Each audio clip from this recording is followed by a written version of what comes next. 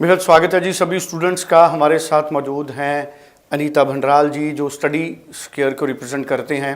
बड़ा important topic है आज। ऑस्ट्रेलिया में जिन स्टूडेंट्स के फंड्स जेन्युइन हों, जिनकी इनकम और सोर्स ऑफ इनकम अच्छी तरह से एक्सप्लेन्ड हो और फंड्स जेन्युइन हों, ऐसे स्टूडेंट्स को 99% वीज़े मिल रहे हैं जिनके फंड्स जेन्युइन हैं। और ऐसा नहीं है कि प्रोफाइल मैटर नहीं करता, प्रोफाइल भी मैटर करता है। तो अनीता जी आज फंड्स, इनकम और source of income, in topics पे आज हमें डिटेल में एक्सप्लेन करेंगी ताकि वो स्टूडेंट जिन्होंने नवंबर इनटेक 24 में अभी फाइल्स लगानी है वो समझ सकें। और बच्चों के पेरेंट्स, माँ बाप भी ज़रूर इस वीडियो को ध्यान से सुने। और जिन बच्चों के पेरेंट्स सरकारी मुलाजिम हैं, प्राइवेट मुलाजिम हैं, बिजनेसमैन हैं, शॉपकीपर हैं, उन सब के लिए ये वीडियो बड़ी इंपॉर्टेंट है। शुरू से लेकर आखिर तक आप अनीता जी की हर बात सुने।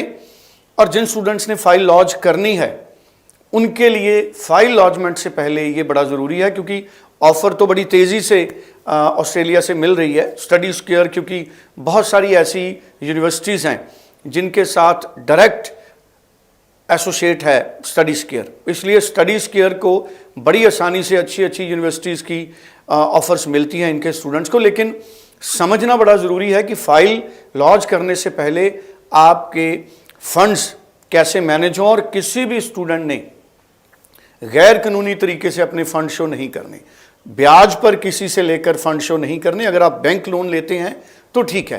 तो अनीता जी, मैं चाहूँगा पूरा आप स्टूडेंट्स को गाइड करें फंड्स, इनकम और सोर्स ऑफ इनकम के बारे में। तो अगर मैं बात करूं, जब आपका ऑफर लेटर आ जाता है उसके बाद आपका जो प्रोसेस रहता है वो जीएस का प्रोसेस रहता है, जिसको हम पहले जीटी भी बोलते थे।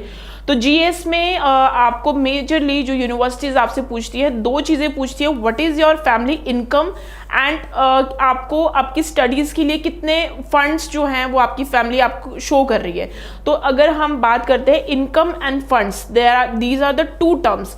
तो इनकम दैट मीन्स आपकी फैमिली की कितनी इनकम है। अगर मैं बात करूँ तो बहुत सारे, तो हमारे पास जो मेजरली जो स्टूडेंट्स आते हैं तो तीन उनकी मेजरली ऑक्यूपेशंस होती हैं। पहला कि स्टूडेंट के जो पेरेंट्स है वो एग्रीकल्चरिस्ट है, उनका बैकग्राउंड, ठीक है। दूसरा आता है कि गवर्नमेंट जॉब या प्राइवेट जॉब करते हैं, ठीक है। तीसरा आता है कि बिजनेस क्लास। अगर मैं बात करती हूँ स्टेप बाय स्टेप, अगर मैं बात करूँ तो अगर किसी की फैमिली जो ऑक्यूपेशन है वो एग्रीकल्चरिस्ट है, बहुत सारे कंसल्टेंट्स हैं और मे भी बहुत जगह पे आपने सुना होगा कि एग्रीकल्चरिस्ट जो इनकम है वो एक्सेप्टेबल नहीं है, लेकिन ऐसा बिल्कुल भी नहीं है।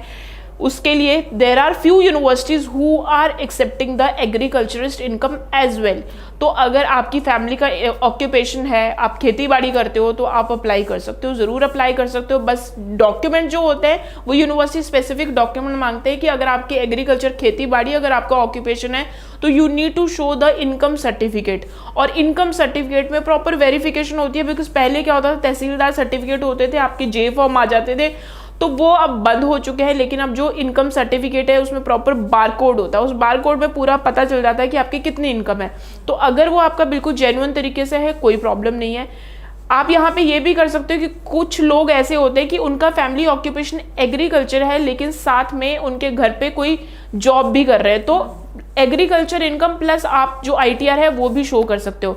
अब बात करते हैं, क्योंकि जब इनकम की बात करते हैं तो हम 12 से लेकर 14 लाख के बीच में आपकी फैमिली इनकम होनी चाहिए। तो कुछ लोग ऐसे होते हैं जिनका बिजनेस है, मे बी जो जॉब कर रहे हैं, उनके 12 से लेकर 14% उनकी अकेले की इनकम होती है, लेकिन वो जो होते हैं वो सिर्फ 10% होते हैं। बाकी के जो 90% होते हैं वो 90% की उनकी जो इनकम होती है 6 से 7 लाख होती है, 7 से 8 लाख होती है। अब ऐसे सिनेरियो में क्या किया जाए?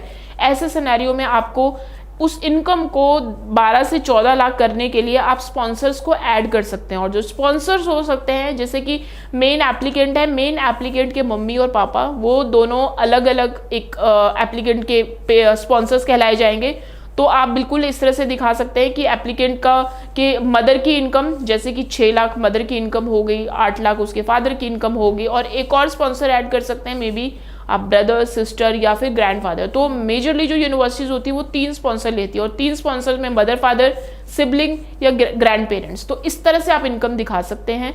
आपको कुछ नहीं इस चीज़ में प्रॉब्लम आ रही है तो you can just call us and then you can discuss your profile accordingly. तो ये तो रहा एग्रीकल्चरिस्ट का। अब दूसरा रहा वो लोग जिनका जो ऑक्यूपेशन है, जो कि जॉब करते हैं, तो वो ITR अपनी फिल करते ही हैं, ठीक है, वो अपनी ITR दिखा सकते हैं। उसी तरह से जैसे मैंने आपको पहले एक्सप्लेन किया था कि अगर लेट सपोज पूरी 12 से 14 लाख के करीब नहीं बन रही है इनकम, तो वो वैसे ही कर सकते हैं, मदर, फादर एंड एक और स्पॉन्सर ऐड कर सकते हैं।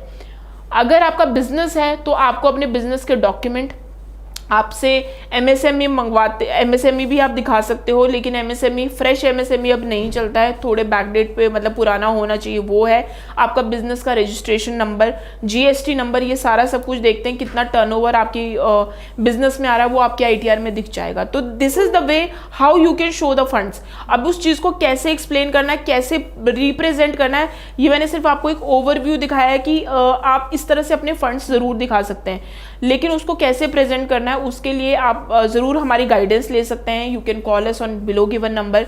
दूसरी चीज़ इसमें ये आ जाती है, ये तो रही इनकम की बात। अब उसके बाद अगर हम बात करते हैं जेन्युइन फंड्स की बात, तो जेन्युइन फंड्स में बहुत सारी यूनिवर्सिटीज़ की सबकी अपनी अपनी रिक्वायरमेंट होती है, लेकिन मेजरली जो फंड्स एक्सेप्टेबल होते हैं वो मैं आपको बताती हूँ।